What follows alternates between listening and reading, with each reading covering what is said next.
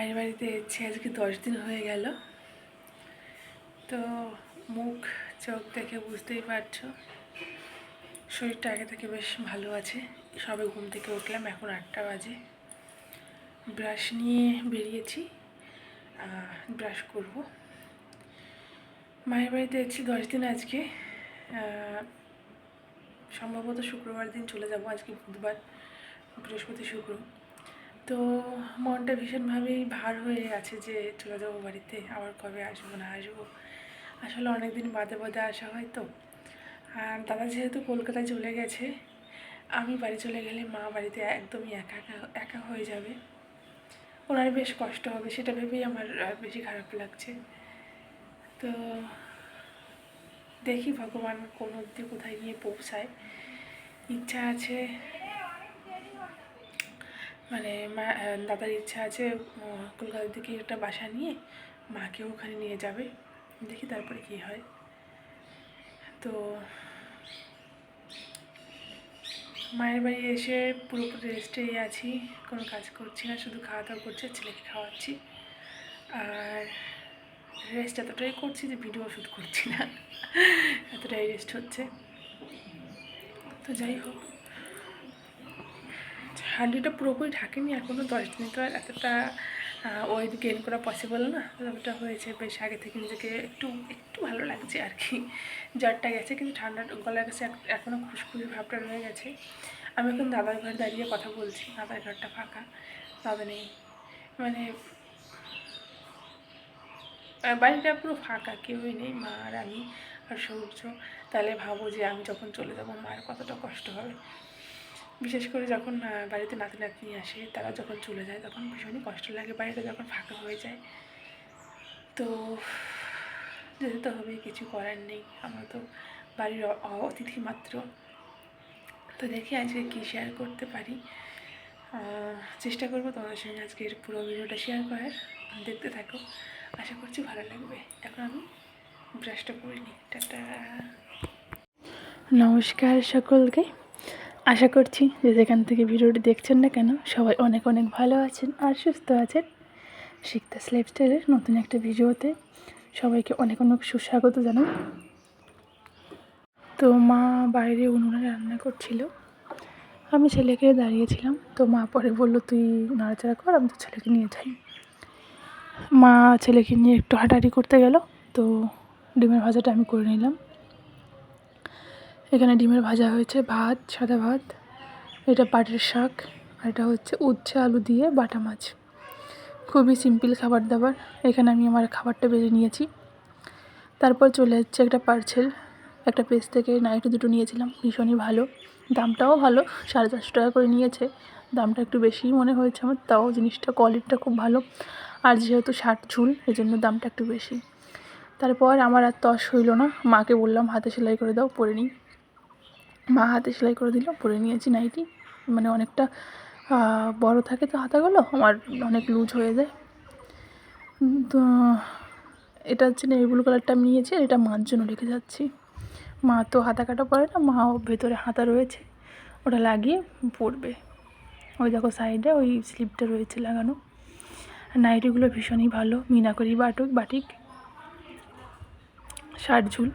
আর এখানে কিছু একটা বক বক করছিলাম, আমার নাইটি পরতে ভীষণই ভালো লাগে, কিন্তু 60 ঝুলের যে নাইটিগুলো হয় সেগুলো না খুব ভালো কোয়ালিটি পাই না, আর যেগুলো কোয়ালিটি ভালো পাই সেগুলো 60 ঝুল হয় না। ঠিক আছে, এই আর কি। এরপরে খাওয়া দাওয়া করে শুয়েছিলাম। তো একজন লোক আসলো গাছের বেলগুলো কেনার জন্য। কী বলতো, মা ভেবেছিল যে গাছের বেলগুলো এবার আর বিক্রি করবে না, কিন্তু যেহেতু পাশে মানে আমাদের বেরোনোর রাস্তাটা ওখান দিয়েই, তো পাকা বেল মাথায় পড়ার একটা রিস্ক থাকে। দেখো ওনারা কী সিস্টেমে বেল পাড়ছে। একজন গাছে উঠেছে, আর উনি এইভাবে ঠিক বস্তাটা দিয়ে এভাবে বেলগুলো ধরে নিচ্ছে। যে কোনো কাজেরই না একটা সিস্টেম থাকে। আমি শুধু দেখছি আর অবাক হচ্ছি, কী সুন্দর করে বেলগুলোকে পেরে নিচ্ছে। এগুলো বিক্রি করে খুব একটা দাম পাওয়া যায় না বটে, তবে ওই কারো মাথায় পড়বে সেই ভয়েই মা বিক্রি করে দিল। প্রথম ভেবেছিল বিক্রি করবে না, পরে দেখলো না, বিক্রি না করলে হচ্ছে না, কেননা ফটফট করে পড়ে যাচ্ছে বেলগুলো।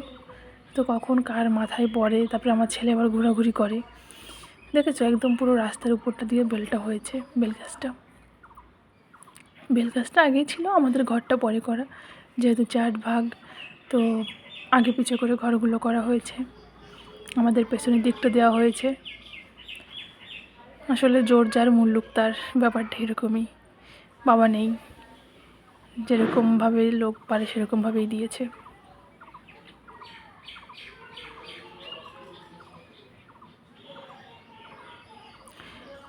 এবার না গাছে খুব একটা বেল হয়নি। প্রতি বছর অনেক অনেক বেল হয়, এবার বেলের সংখ্যা খুবই কম।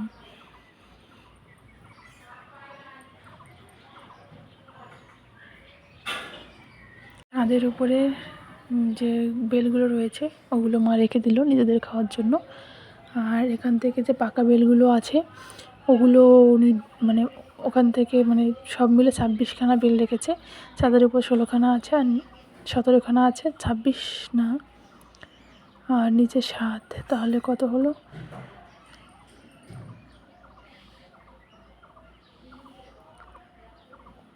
ও 23খানা। নিচে উনি 7খানা পাকা বেল দিয়ে গেছে, আর গাছে 17খানা বেল রয়েছে। 17খানা কী বলছি আমি, 17খানা হলে 24খানা, আর যদি 16খানা হয় তাহলে 23খানা, যাই হোক এই আর কি। তো আগে যখন দাদা ছোটো কাকার ভিতরে ছিল তখন ছোটো কাকা গাছের পাতাগুলোকে বিক্রি করে দিত, তখন আর বের হতো না গাছে। আর যবে থেকে গাছটা আমাদের ভাগে এসছে তখন থেকে ওই গাছের পাতা আর বিক্রি করি না, বেল হয়, নিজেরাও খাই, বেশি হলে বিক্রি করে, না হলে থাকে। আসলে একটু অন্যরকমের প্ল্যানিং রয়েছে, তাই জন্য গাছের বেলগুলো বিক্রি করা হলো।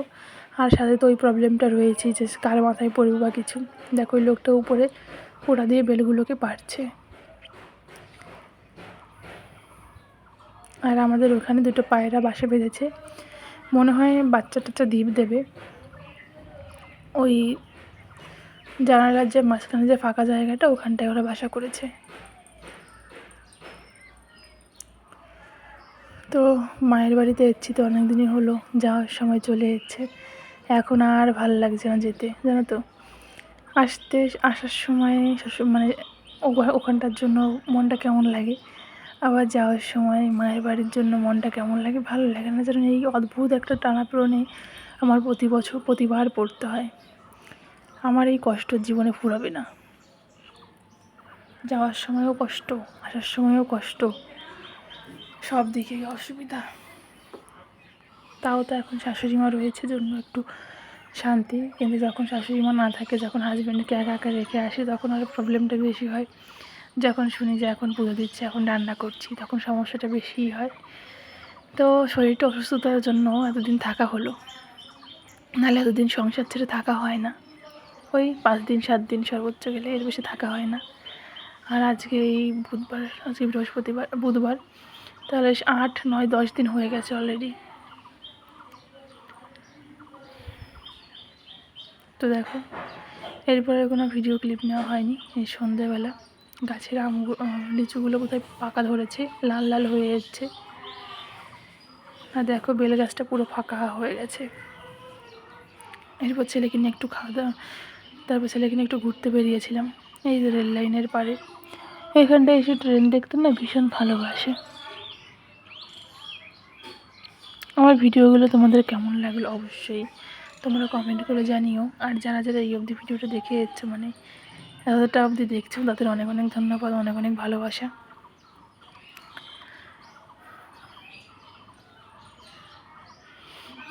আমাদের এখানে কোনো রেলগেট নেই, এখানে প্রচুর পরিমাণে অ্যাক্সিডেন্ট হয়, যেহেতু রেলগেট নেই খোলা, এই জন্য। এই রাস্তা দিয়ে হেঁটে গেলে সামনে ভেতরের দিকে আমাদের পুরনো বাড়ি ছিল, মানে এখনও আছে সেটা, আমাদের পুরনো বাড়ি, কিন্তু সেটা আমাদের ঘর করার সময় ওটা বিক্রি করে দেওয়া হয়েছে। ওটা আমাদের নেই, আমি 3 কাকার রয়েছে জায়গাটা। আর ওটা হচ্ছে একদম এরকম রাস্তা, বাড়ি আর সঙ্গে জমি, মানে মাঠ মেশানো, চাষবাস হয়।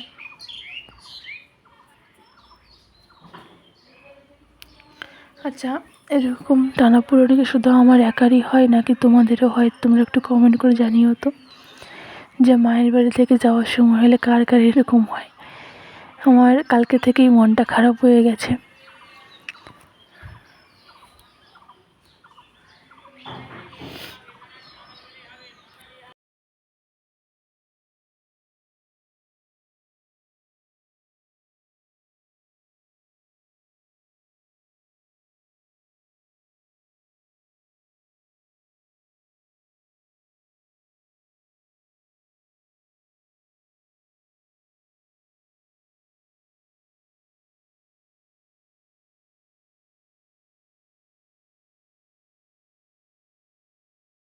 আর দেখো মাঠে কি সুন্দর হাওয়া।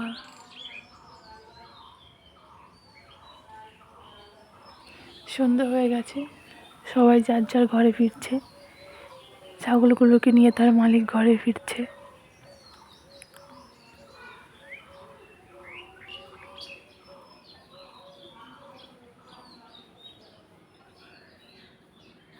মাঝে মাঝে না আমি কি ভয়েস ওভার দেবো কথা খুঁজে পাই না। আর মাঝে মাঝে না, মাঝে মাঝে এরকম হয় যে কথা শেষ হওয়ার আগে আমার ভিডিওটা শেষ হয়ে যায়। তখন যেরকম একটা কষ্ট, এখন আরেকটা কষ্ট।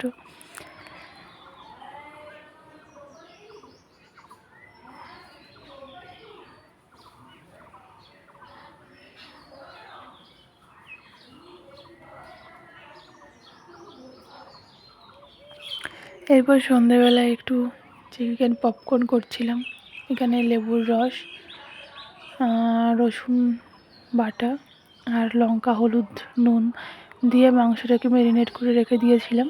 তারপরে যেভাবে যে প্রসেস রয়েছে এভাবে করেছিলাম। আমার এই চিকেনের মানে আমার চিকেনের সব কিছু ভালো লাগে, শুধু শুধু চিকেন স্টুটা বাদ দিয়ে চিকেনের সব ভালো লাগে আমার। এটা ম্যারিনেশন করে রেখে ছেলের জন্য খাবারটা বসিয়ে দিলাম। ছেলের খাবারটা করে খাইয়ে তারপরে আসলাম বাকি প্রসেসগুলো করতে। এখানটা জল নিয়ে নিয়েছে আর এখানটায় ময়দা। তোমাদের চিকেন পকোড়া ভালো লাগে নাকি চিকেন পপকর্ন ভালো লাগে জানিও তো। আমার তো চিকেন পপকর্নটা বেশি ভালো লাগে। চিকেন পকোড়াও ভালো লাগে, কিন্তু চিকেন পপকর্নটা একটু বেশি ভালো লাগে। কিন্তু চিকেন পকোড়াটা করা বেশি সহজ।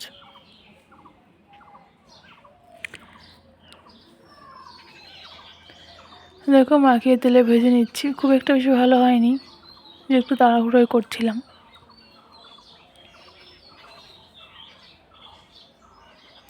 আর এখন না ভীষণই গরম পড়েছে এই কয়েকদিন, মারাত্মক। মানে দুদিন খুবই, মানে এই গরমের কোনো লিমিট নেই। আমি ভাবছি যে আমাদের বেথুয়াতে যদি এত গরম পড়ে, তাহলে আমাদের ওখানটায় কেমন গরম পড়েছে, গিয়ে যে কী করবো, পাগল হয়ে যেতে হবে গরমে।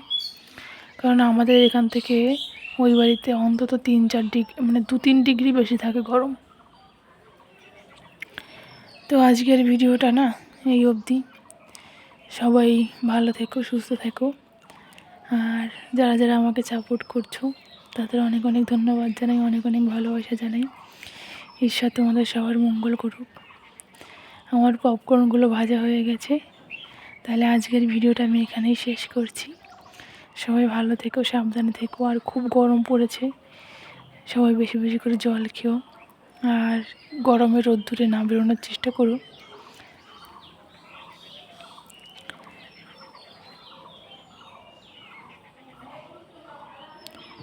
আজ এই অবধি, হ্যাঁ, টাটা।